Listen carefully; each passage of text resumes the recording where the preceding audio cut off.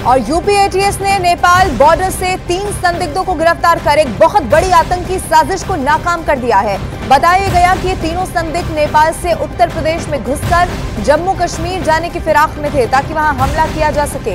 UP ATS अब अगले 6 दिन तक तीनों संदिग्धों से उनके पाकिस्तान में बैठे आकाओं के बारे में राज उगलवाने वाला है और इसमें कई सारे खुलासे हो सकते हैं। पूछताछ के बाद कई ऐसी अहम बातें सामने आ सकती है। माना जा रहा है ये बड़ी खबर आपको बता रहे, इसे बहुत बड़ी कामयाबी के तौर पर भी देखा जा रहा है कि एक बड़ी कोशिश थी हमले की जिसे नाकाम सुरक्षा बलों की तरफ से कर दिया गया।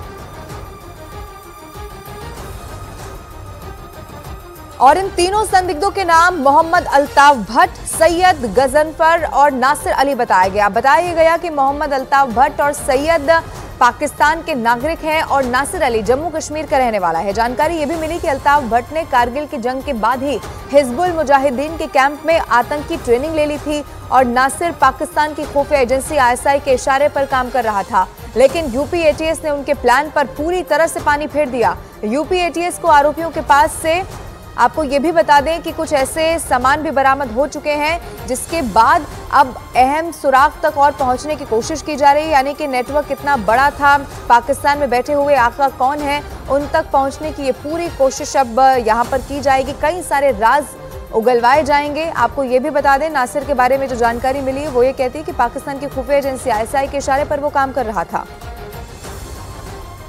उत्तर प्रदेश की मेरठ लोकसभा सीट पर समाजवादी पार्टी ने दूसरी बार अपना प्रत्याशी बदल दिया।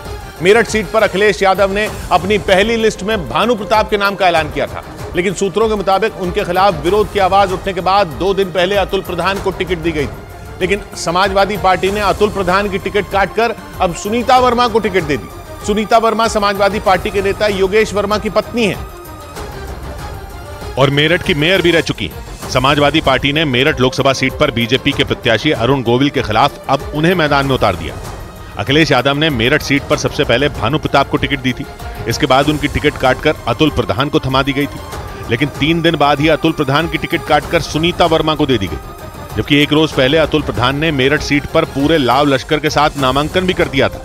राष्ट्रीय अध्यक्ष जी ने जो तय किया है वो अमान्य है। क्या कहा उन्होंने आपसे? उन्होंने ये कहा कि पार्टी की रणनीति है, पार्टी ने तय किया है, जो प्रत्याशी तय कर दिया आप उसके साथ रहिए। 2024 के चुनाव के लिए सुनीता वर्मा मेरठ लोकसभा सीट पर समाजवादी पार्टी की तीसरी उम्मीदवार है। उनकी सीधी टक्कर रामायण सीरियल में राम का किरदार निभाने वाले अरुण गोविल से होगी, क्योंकि मेरठ सीट पर लड़ाई बीजेपी और विपक्षी गठबंधन के बीच ही बताई जा रही है।